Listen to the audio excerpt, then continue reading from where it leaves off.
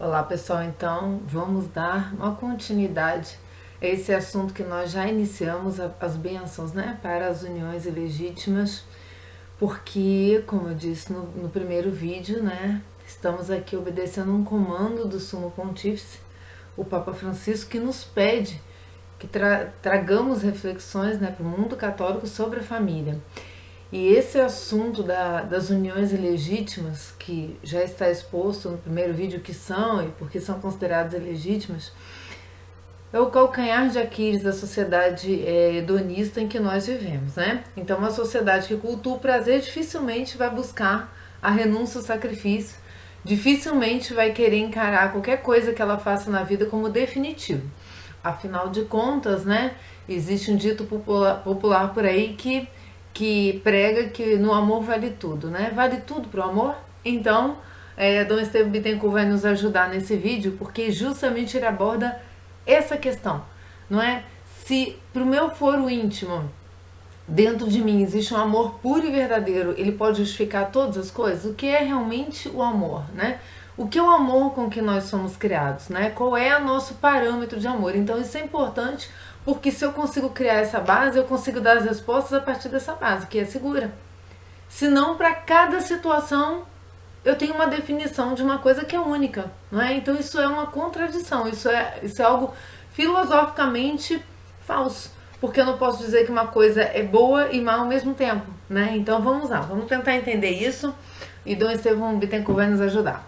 Vamos pedir a intercessão do Espírito Santo para que abra os nossos corações a verdade que Cristo quer nos ensinar, que é por ela que nós somos salvos.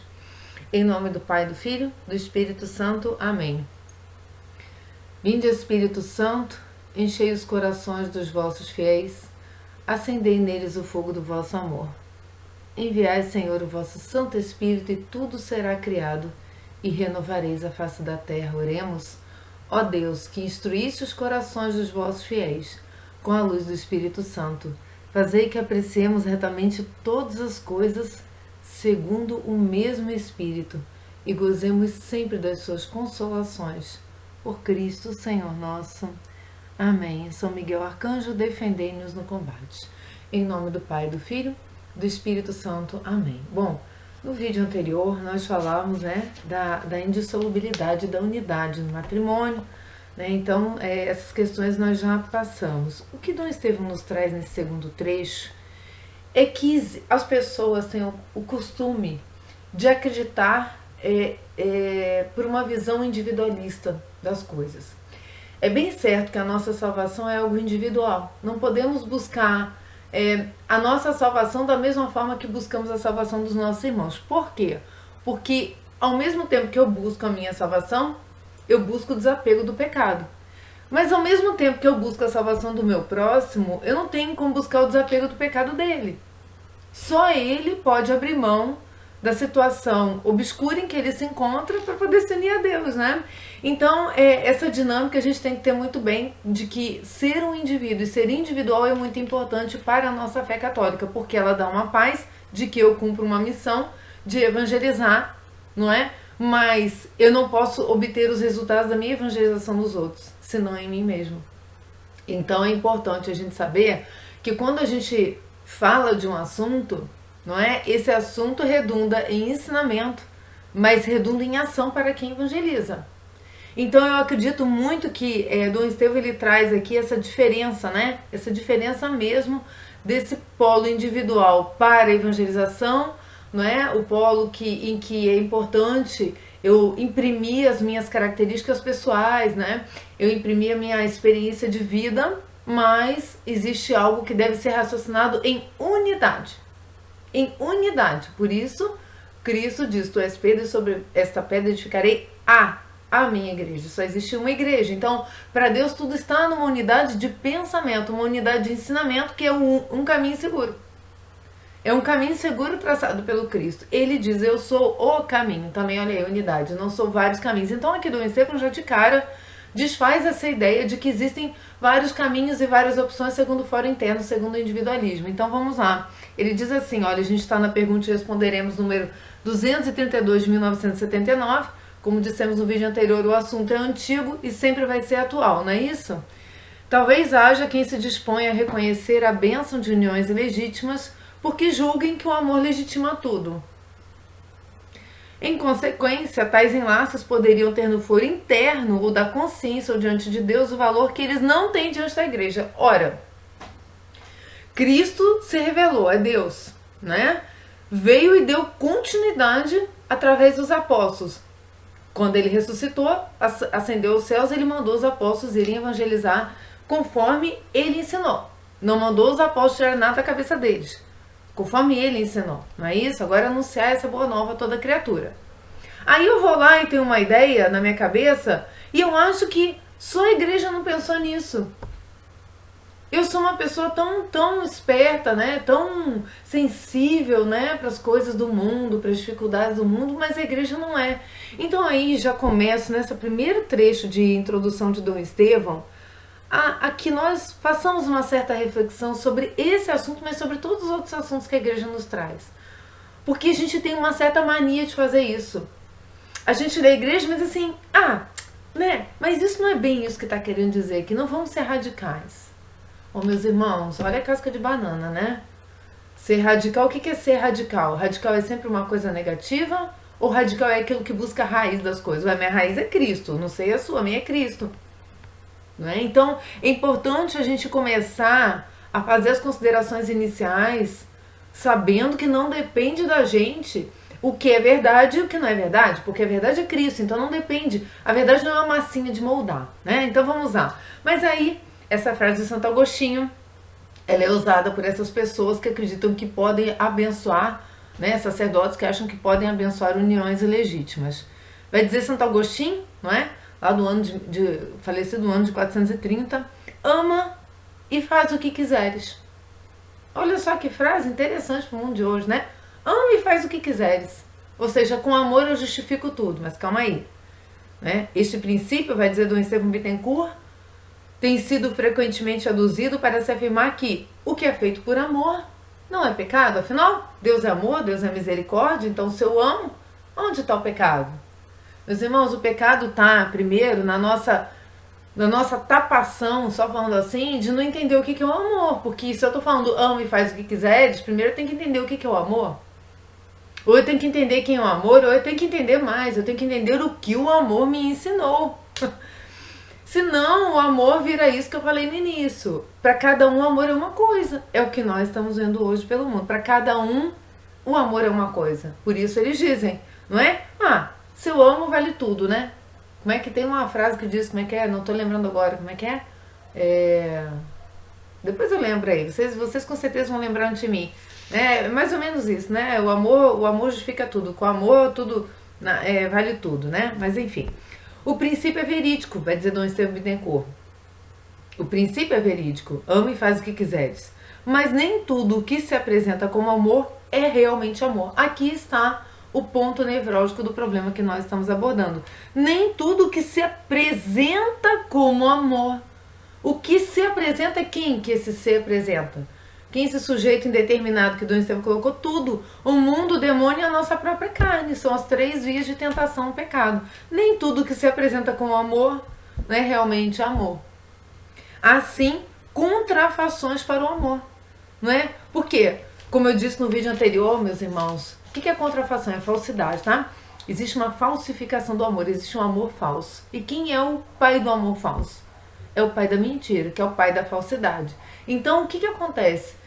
Esse amor que se apresenta como amor e não é amor, é fruto do nosso pecado. É fruto da nossa tendência a querer tirar as coisas da nossa cabeça como Adão e Eva no pecado original. Isso está continuando, óbvio, claramente, e mais, evoluindo, né?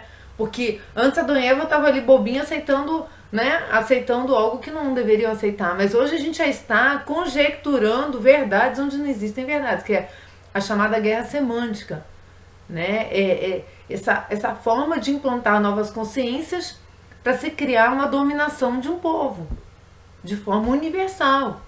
Nós estamos nesse contexto, é por isso que é tão importante esse tema, porque o contexto é do subjetivismo, né, do sentido das palavras. Então essa palavra tem sentido para mim, depois para o outro não é uma palavra com sentido objetivo e real. É uma palavra subjetiva, né? Então, para mim, violência contra a mulher é a mulher ser obrigada a parir.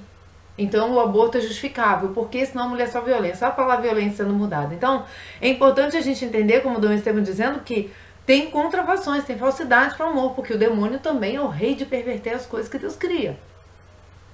Aliás, ele vive para isso.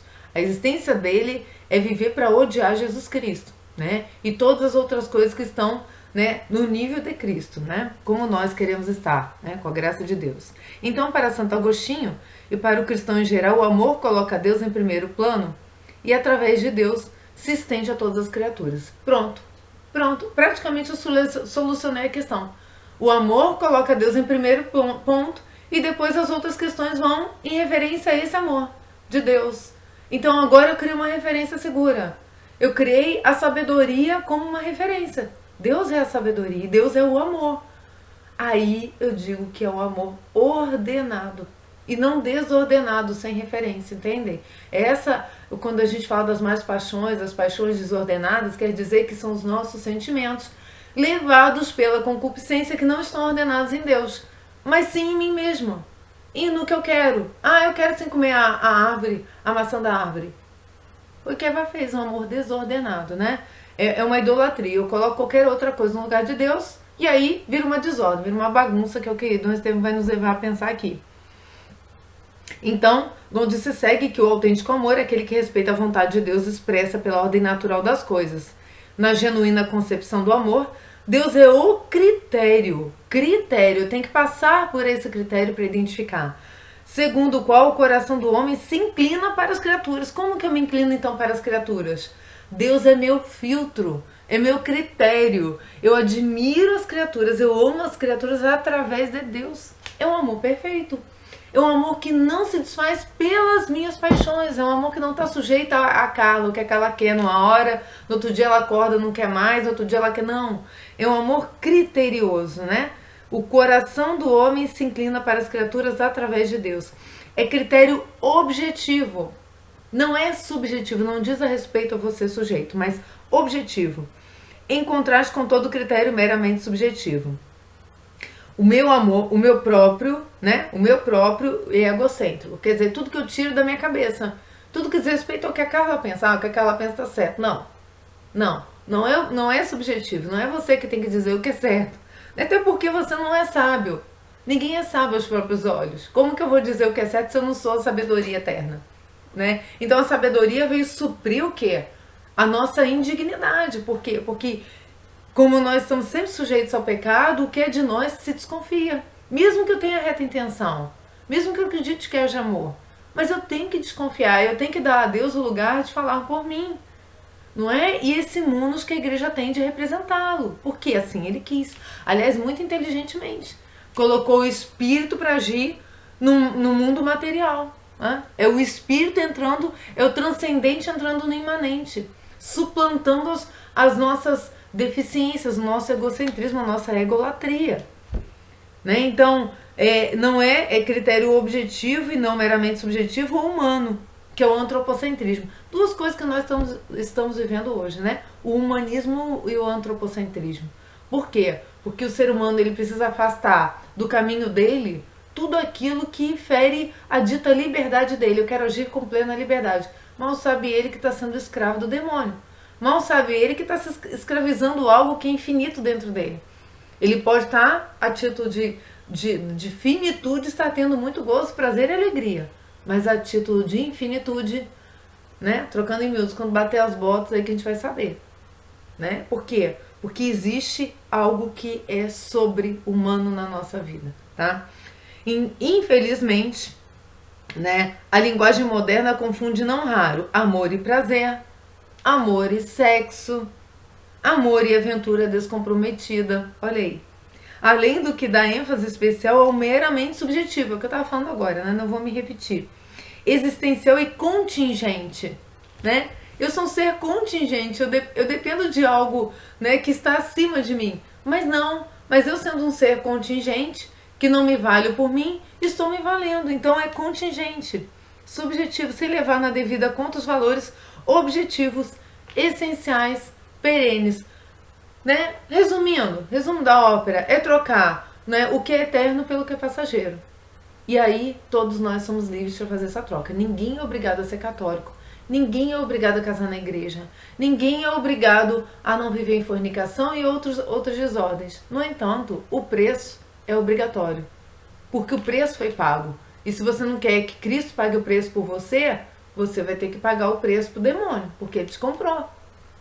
Te comprou. Te comprou. E tá te comprando se você continua nesse caminho. Por isso não basta dizer que determinada união esteja baseada no amor, para se poder afirmar que seja abençoada por Deus. Se tal união é incompatível com o amor a Deus, já não se funda sobre o autêntico amor. Pronto, existe um amor autêntico. Querendo ou não, existe um amor autêntico e uma forma autêntica, que é o que nós vamos ver em seguida. Mas antes, o que eu quis pegar? Catecismo da Igreja Católica, que vai ser o nosso orientador nesse dia de hoje, porque nele está tudo o que, vamos dizer, o arroz com feijão, né? E o arroz com feijão, se pudesse dizer aqui, revestido de banquete, porque na verdade o que o catecismo nos dá é teologia profunda. Aqui nós temos papas, nós temos os concílios, né? Todos os concílios desde o início da igreja. Vamos citar o Concílio de Trento aqui, que Dom Estevão cita para nós, mas vejam o que fala o catecismo no 1604. Deus, que criou o homem por amor, também o chamou para o amor. Vocação fundamental e inata de todo ser humano, pois o homem foi criado à imagem e semelhança de Deus, que é o amor. Tendo os Deus criado homem e mulher, seu amor mútuo se torna uma imagem do amor absoluto e indefectível de Deus pelo homem. Esse amor é bom, muito bom aos olhos do Criador, que é amor. Esse amor abençoado por Deus é destinado a ser fecundo e se realizar na obra comum da preservação da criação. Deus os abençoou e lhes disse: sede fecundos e multiplicáveis, encher a terra e submeter. Gênesis 1, 28. Deus é amor, está na primeira carta de João 4, do 8 ao 16, tá? Mas vejam bem. Deus criou o homem por amor e chamou o homem para amar. Essa é a vocação do ser humano, amar. O homem foi criado à imagem de Deus, que é amor. Essa palavra, então, amor, se não estiver ligada a Deus, ela foge do propósito da criação. Não adianta lutar contra isso. Amor está dentro da ordem da criação, porque reflete a imagem do Criador. Então, se eu faço do amor algo que eu quero, eu que não posso criar, mal posso criar um prato de comida no fogão, que muitas vezes você faz e nem dá certo, né? Vou conseguir criar o universo e agora falar por Deus sobre o que é amor? Lá, né, no início do Catecismo da Igreja Católica, eu vou dançar um pouco aqui, porque tem uns trechos que são tão bons, que vale a pena. No 371, lá no início, fala assim da unidade a dois, né? Que a gente falou no vídeo anterior, mas ele diz sobre a criação, por isso que eu quero pegar dessa ordem, né? Já que estamos procurando a ordem das coisas, vai dizer, criados conjuntamente, né? Conjuntamente, ou seja, um na perspectiva do homem. O homem foi criado na perspectiva da mulher e a mulher do homem. Mesmo que a mulher tenha sido criada depois aqui na ordem da criação, um foi criado na perspectiva do outro. Não pensem vocês que Deus criou a mulher sem imaginar que ele deveria criar a mulher, né? Porque Deus é Deus. Então, criados conjuntamente, Deus quer o homem e a mulher um para o outro. Um para o outro. A palavra de Deus nos dá a entender isso em diversas passagens do texto sagrado. Não é bom que o homem esteja só. Não é bom. Não é bom. Ele criou todas as coisas boas, mas não é bom que o homem esteja só. Vou fazer-lhe um auxiliar que lhe corresponda. Nenhum dos animais pode ser este face a face do varão. Nada que Deus criou correspondia à figura humana, à figura do amor, não é? A mulher que Deus modela da costela tirada do varão e que leva a ele, provoca da parte do homem um grito de admiração, uma exclamação de amor e de comunhão. É osso dos meus ossos e carne da minha carne. O homem descobre a mulher como outro eu da mesma humanidade. Então aqui é tão bonito, que como Deus é amor e Deus nos criou semelhante, quando o homem olha a mulher, ele olha refletido na mulher o quê? O amor de Deus por ele. E a mulher olha no homem o quê? O amor de Deus por ela. Então, em termos conjugais, esse amor é o quê? Entre o homem e a mulher.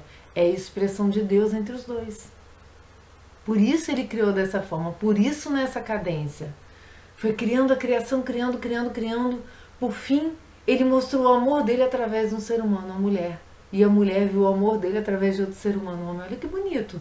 No fundo é a figura de Maria, né? Porque através de Maria nós recebemos o quê? O amor. Então olha aí, a última criatura foi uma mulher. E a primeira criatura a nos trazer o amor na face da terra foi Maria. Porque ela é o primeiro sacrário na terra também. Isso me veio agora, mas olha que bonito, que sentido profundo. Então, no 372, o homem e a mulher são feitos um para o outro. Não que Deus os tivesse feito apenas pela metade ou incompletos. Não, Deus é perfeito, né? Todas suas obras são boas e perfeitas. Ele os criou para uma comunhão de pessoas. Comunhão. Nós somos criados para viver em união. Aí você vai dizer assim, mas como que o sacerdote então se encaixa nesse papel? O sacerdote vive em comunhão com a igreja. O sacerdote se casa com a igreja, desposa a igreja, não é? E como a igreja é mãe, quem são os filhos dos sacerdotes? Nós. Então é uma comunhão mística, em que eles vivem a capacidade, né, e o chamado de ser um outro Cristo. Então eles são, por isso que eles estão no meio do casal, na celebração do sacramento, né? Porque eles estão ali figurando quem? O amor em pessoa, o outro Cristo. Olha a responsabilidade do sacerdote, que bonito também, né? Ele não deixa de fazer parte dessa relação matrimonial. Por quê? Porque ele é o amor de Cristo, né? Ele é o que une. Bom, então ele os criou para uma comunhão de pessoas na qual um pode ser ajuda para o outro, por serem ao mesmo tempo iguais como pessoas, né? Como diz Adão, osso dos meus ossos, e complementares como masculino e feminino. Bom, aí a gente já pode excluir todas as outras opções que o mundo tem apresentado, porque no amor existe a complementariedade, né? Essa complementariedade tanto é, né, sexual, quanto ela é também de gênios e de formas de sentir, né? Sabemos que a mulher e o homem sentem coisas de formas diferentes. E no matrimônio, Deus os une de maneira que, formando uma só carne, possam transmitir a vida humana. Então, o matrimônio aberto à vida, ele é o quê? Ele é o que faz os esposos serem co-criadores. Através do ato de amar-se, né? Através do ato de amar a Deus no outro, eu dou como Deus a chance de vir uma nova vida. Olhem que profundo que é essa teologia que a igreja nos ensina. Aí a gente pode se perguntar, já vou voltar para Dom Estevão, mas eu quero dar essa passada com vocês, porque a gente pode se perguntar, olha, Deus é perfeito, o amor é bom, o homem e a mulher são expressão do amor um para o outro, o que está dando errado nessa história? O que está dando errado nessa história? A nossa mazela da concupiscência da carne, em que nós temos agora, apesar da perfeição, pela liberdade mal utilizada dos nossos primeiros pais, pela não correspondência ao amor, que é Deus, que deveria nos levar a uma confiança em Deus. Esse é o amor é aquele que Jesus nos ensina a dizer, Jesus, eu confio em vós, porque é pelo amor que eu consigo confiar. Não confiaram e aí sobrou para quem? Para todo mundo.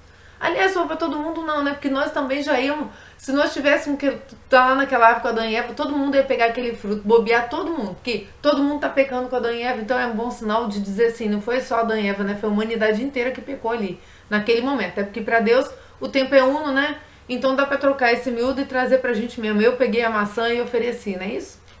Fundo é isso, mas aí o que tá? Onde é que tá o problema? Tá nisso. Vai dizer o catecismo, iluminar nossas consciências. Vejam bem, no 1606.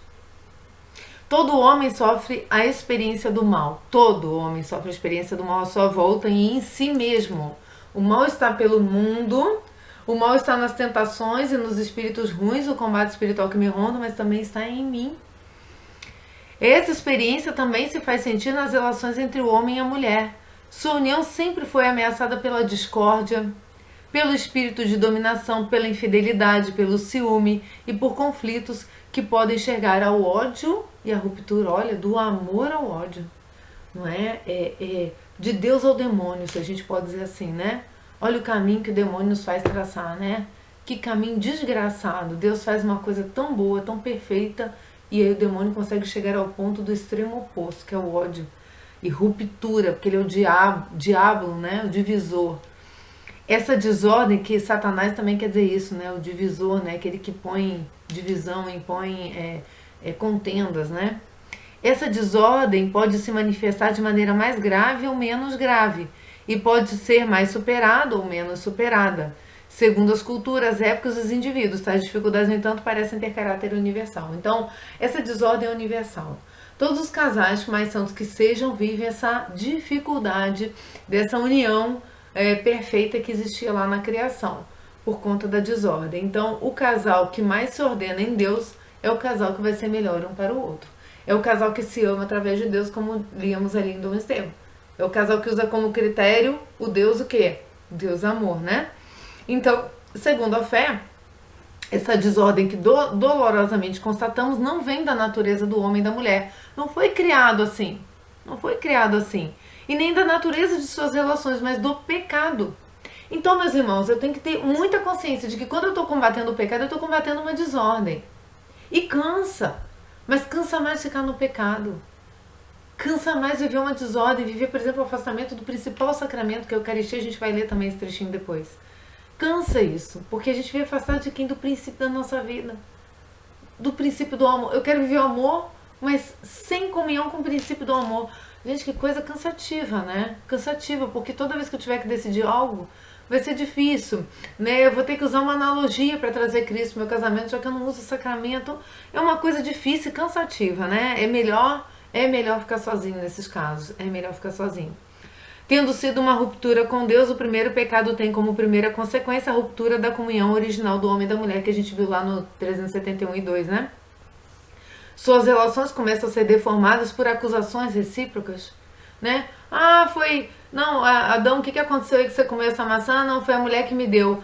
Mulher, o que aconteceu com essa maçã que você comeu essa maçã? Foi o demônio. Então, quer dizer, essas acusações recíprocas, né? Em que as pessoas têm dificuldade de assumir que o problema é delas. Que as pessoas não conseguem evoluir nesse sentimento real do que elas não são. Elas não são nada. Você tem que saber o que você não é para se unir a alguém.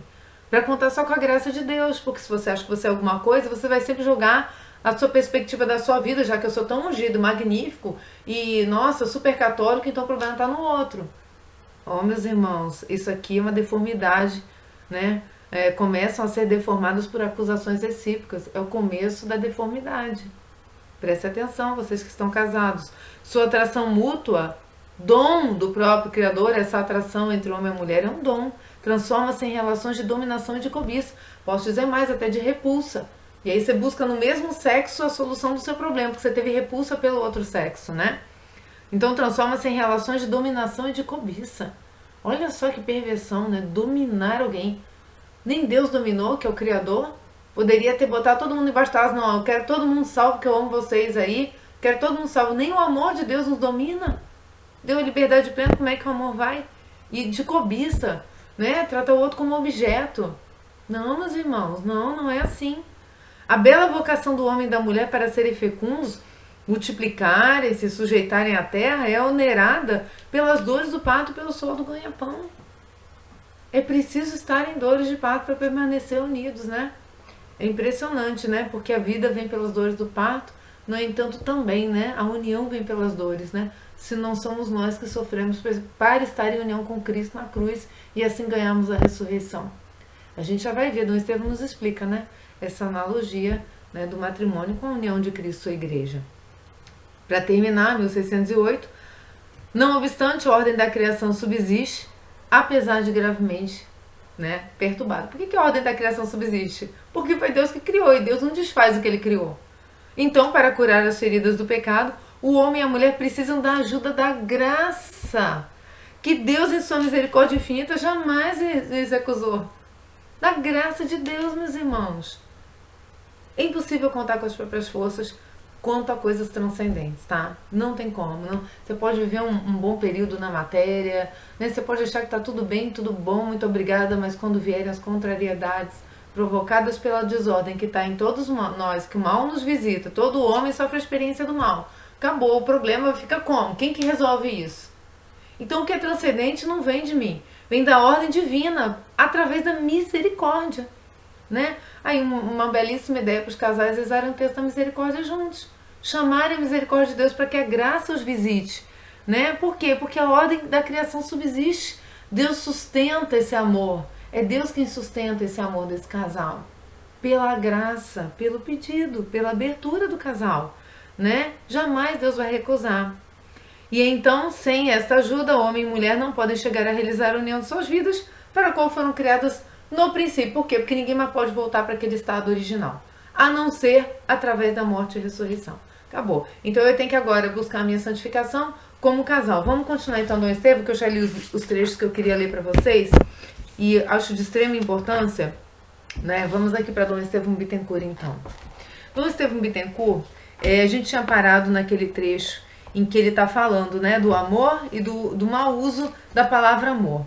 Na sequência, Dom Estevão diz que, sobre a forma, né, do sacramento, então, ele diz assim: não poucas pessoas são propensas a crer que se há amor e felicidade entre dois cristãos, e aqui a gente já está falando de pessoas que têm a consciência da fé, né, dos ensinamentos, podem considerar-se casados diante de Deus ou em consciência, embora as leis canônicas não os reconheçam como tais. Daí, deduzem a legitimidade de uma bênção a tal enlace no caso da igreja ele recusar o sacramento do matrimônio. Era o que eu falei na abertura, né, lá na reflexão inicial, né? Eu acreditar que algo que eu sinto, que eu penso, só a igreja não descobriu. Eu já sei que aquilo pode acontecer. Né? Quem já não passou por um momento de julgar mal, né, e para disfarçar os próprios problemas, querer dizer que aquilo é válido de alguma forma? Quem não, né? Então, eu queria pegar só os trechos que deduzem a legitimidade de uma bênção. Em direito, nós temos um pensamento sobre legitimidade. Quando a gente fala da administração pública, a gente está falando aí dos governos, né? Da administração pública. A administração, ela tem uma coisa chamada presunção de legitimidade. Todos os atos, desculpa a aula de direito, mas é para vocês entenderem o raciocínio. Todos os atos que a administração pública exerce, por exemplo, uma multa ela é imposta por quê?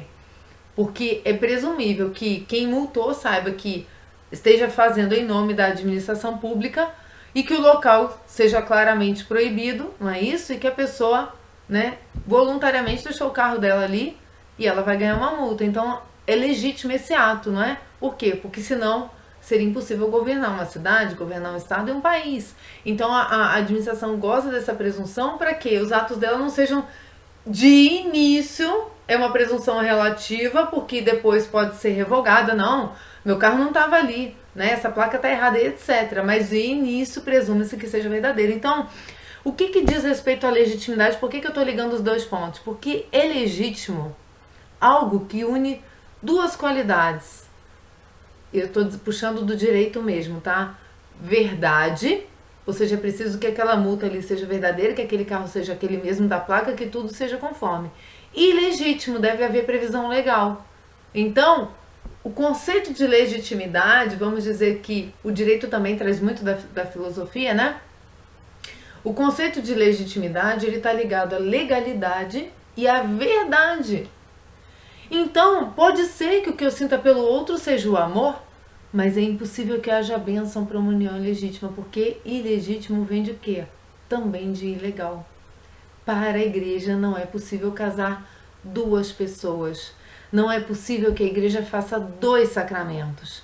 E se não é possível que ela faça dois sacramentos, quem está no primeiro sacramento está conservado nele e peca através da segunda união, porque está desrespeitando vamos dizer, a base do primeiro sacramento, que o segundo nunca vai ser. Não existe dois sacramentos de matrimônio, não é para a mesma pessoa, a não ser que, óbvio, né, o cônjuge faleça e rompe-se o vínculo matrimonial, porque é uma só carne, como eu disse, não é um só espírito, é uma só carne. Acabando a carne, né, o outro cônjuge pode refazer a vida dele, mas enfim, não é? Nem sei se a palavra é refazer, pode ser até bagunçar, mas eu deixo o critério aberto para vocês. Mas quando daí deduzem a legitimidade de uma bênção, né? No caso que a igreja recusa, não, meus irmãos, não tem legitimidade, não é legítimo. Por isso que o título dessa sequência vem muito bem a calhar, né? Bênção para uniões ilegítimas. O que é legítimo? Ou fere a verdade, ou fere a legalidade, ou fere verdade e legalidade, né? Então é a contrafação que Dom Estevão falou ali no início. Tal concepção não tem validade aos olhos da fé. Não é válido. Com efeito, a experiência ensinou os povos, mesmo antes de Cristo, a exigir dos consortes a contratação pública e oficial de seu enlace conjugal. Isso é ordenação social, né? tornar público que aquela pessoa que está ali é meu cônjuge, por isso se usa aliança, né? Aquele que está ali não é estar enlaçado com outra pessoa, né? É importante a gente observar isso. Sem esse testemunho público e reconhecido pela sociedade, a hipocrisia, a falsidade, a poligamia e o concubinato frequente corromperiam a coletividade, né? Isso, meus irmãos, é o que nós estamos vendo hoje. É o caos, é desordem, é o caos. E é um propósito muito claro, não é? Para nos desestabilizar enquanto sociedade, enquanto povo unido. Não é? Porque isso causa um mal-estar social também à sua volta e depois também vai expandindo, vai escandalizando os outros. No povo cristão, aí que eu queria dizer para vocês, olha o Concílio de Trento, né? Até o Concílio de Trento, no ano de 1545 a 1563, quando se deu o Concílio de Trento, né, lá na Idade Média, já saindo da Idade Média, né, que vai ter 1500, mas já entrando para outra passagem, o que resolveu fazer, não é? Quando começa a visitar o homem certas ideias bagunçadas, né, que vem depois da Idade Média, a igreja exigia a contratação pública e oficial do enlace matrimonial. Contudo, não chegava ainda a declarar inválidas as uniões contraídas clandestinamente por pessoas solteiras e aptas a se casar. Ou seja, estava acontecendo uma certa bagunça por conta de uma liberalidade, né, que derivava da consciência. Duas pessoas são livres, elas se casam. Não. O Concílio de Trento, levando em conta os graves abusos, aqui dava margem a essa atitude, houve por bem, olha a igreja interferindo na história do homem. Olha aí a sucessão apostólica. Houve por bem, não é? Prescrever uma forma mais, né, uma forma precisa de contrato. Forma sem a qual não há matrimônio válido. Ponto. Acabou. Então agora vocês ficam abusando, né, da liberdade, a igreja vai lá e vai fazer a baliza de novo. Baliza. Sem isso não tem forma. Não tem casamento. Por conseguinte, quem não aceita tal forma simplesmente não está casado. Meu irmão, se você resolveu se juntar a uma pessoa e viver 30 anos com essa pessoa, você não está casado. Se você viver 50 anos casado no civil, você não está casado. Deus não está abençoando sua união. Não está. Ah, mas tem frutos, meus filhos são isso, aquilo. Não abençoou. Não abençoou, só a bênção só é dada através do sacramento do matrimônio. O julgamento não cabe a nós. O julgamento não cabe, mas temos que lidar com o quê? Com o fato objetivo. Porque se eu digo que o julgamento não cabe a mim, então, portanto, tudo vale, então eu não estou sendo objetiva, eu estou sendo subjetiva. Aí eu volto para o início do vídeo, então, por amor vale tudo. Ah, porque eu amo, meu amor é sincero, honesto, até acredito. Pessoas que enfrentam de tudo com um cônjuge que não é casado no matrimônio, só Deus para julgar. Mas nós sabemos que não queremos correr o risco de contrariar nosso Senhor Jesus Cristo. Queremos estar aptos a morrer e encontrá-lo. Sede perfeitos. Sede santos. Agora, se eu vivo fazendo minha vida um risco, bom, o risco é de cada um. Posso até nem ter fé. Já estou condenada, né? Quem for batizado e crer está salvo e quem não crê está condenado. É uma opção, é uma opção. Agora, eu vou dizer, as consequências são bem piores. As consequências são graves. O Concílio de Trento veio balizar para socorrer a igreja, né? Então, podem os respectivos consortes viver conjugalmente e gozar da aparente felicidade. Olha aí. Aparente. Gente, a gente tem que parar. Eu tenho que parar com o Dom Estevão porque ele é fantástico. O Dom Estevão, ele vai no âmago das coisas, vocês percebem? Aparente felicidade. Porque qual é a nossa felicidade real? Saber que estamos salvos. Sair do confessionário dizendo, eu posso morrer agora. Deus me lavou, eu estou branca como a neve. Meus pecados eram imundos, sujos, e eu saí do confessionário branca, brilhando. Nem Deus vai lembrar do que eu deixei lá naquela sala do confessionário. Então vivem uma aparente felicidade. Não obstante, vivem em concubinato. E o Senhor Deus não lhes dá a sua bênção. Não sou eu que estou falando, um doutor na igreja, filósofo, né? Um grande homem de estudo da igreja, um dos maiores teólogos do século XX, Dom Estevão Bittencourt. Exorto vocês a ouvirem Dom Estevão. O Senhor não lhes dá a sua bênção. O sacerdote ou ministro que tem de abençoar tal casamento realiza uma panaceia. Gente, panaceia é curandeirismo. sabe? Usar uns remedinhos e fazer uma cura mágica, mostrar que aquilo está curado, né? Uma coisa com efeito mágico, não é real, não é? Realiza uma panaceia, um ato de irresponsabilidade. Porque se eu sou sacerdote e estou abençoando uma união legítima, eu estou corroborando para que aquelas pessoas sejam condenadas. Vamos falar português claro? Eu estou ajudando ele a ir para o inferno. Eu estou abençoando, eu estou dizendo que Deus está abençoando aquilo e Deus não está. Que gravidade, gente. Eu tenho muito medo por esses sacerdotes. Ilude os fiéis e talvez a si mesmo. Talvez esse sacerdote não consiga ele mesmo viver uma vida casta, santa e pura. Porque quem vive uma vida casta, santa e pura não consegue fazer o que é contra Deus. Que vida é essa que esses sacerdotes estão levando para fazer isso? Faz do rito litúrgico ou paralitúrgico uma espécie de ato mágico que serve talvez para cauterizar as consciências e dar a impressão de que pode validar o que é tido como inválido. Não há quem ignore que, em última análise, é Deus quem dá a bênção por meio dos homens. Não há rito de efeito mágico na terra. Ora, Deus não abençoa o que seja ilegítimo ou que não seja consentâneo com a estrutura do sacramento do matrimônio. Gente, o que ligar na terra será ligado no céu. O Concílio de Trento prescreveu, acabou. Acabou. Está ligado no céu, não vai. Não vai, não liga. Cristo precisava que nós continuássemos num caminho seguro e fez esse elo. Cristo não foi embora e deixou a gente, agora vocês se virem, ó. Formem vários pequenos rebanhos e vão se virando. Não, gente. O que ligares na terra será ligado no céu. O que desligar na terra será desligado no céu. Se existe hoje uma fórmula certa para fazer, não existe algo verdadeiro sem estar nessa fórmula. É ilegítimo, porque foge à verdade, foge à legalidade. Foge ao cânon, né? Foge ao cânon da igreja. Né? Não há quem ignore que, em última análise, é Deus quem dá a bênção por meio dos homens. Ora, Deus não abençoa o que seja legítimo. Dirá alguém, Deus pode santificar os homens independente da mediação da igreja? Sim, vai dizer Dom Estevão, Deus o faz em favor daqueles que ignoram a igreja ou não podem ser atingidos pelo sacramento da igreja. Ora, 2 presos resolvem se casar. 2 pessoas que estão aí num lugar onde não tem acesso aos sacramentos. Não tem como. Eu dei esse exemplo maluco, mas pode ser qualquer exemplo. Pode ser um governo que persegue os cristãos e que a igreja tenha sido banida. Existe e há. Aí o que acontece? Deus pode santificar os homens independente da mediação da igreja. Mas é preciso que a consciência, né? É preciso a consciência que se ignorar, Deus o santifica, óbvio, né? Deus não está aqui procurando quem condenar, Ele está procurando salvar, disse Cristo, né? No entanto, né, se elas podem ser atingidas pelo sacramento, como é que faz? Dom Estevão diz, não faz, porém, se o cristão se furta, ele rouba de si mesmo, voluntária e assintosamente os trâmites estabelecidos pela igreja, é o famoso jeitinho, né? Na verdade, o Senhor Deus quis que a santificação dos homens seja algo de comunitário.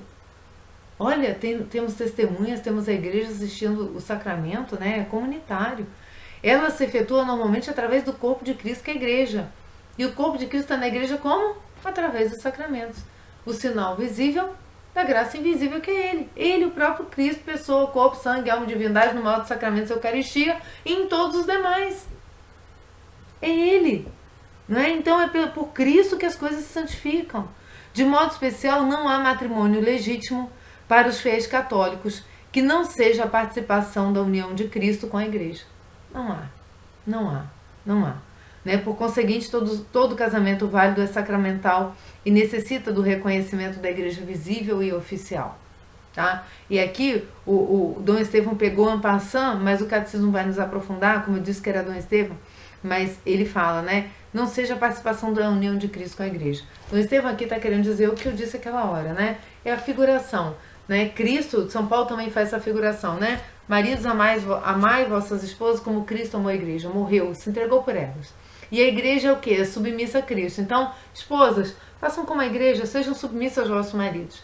Por que eu posso ser submissa? Porque Ele dá a vida por mim.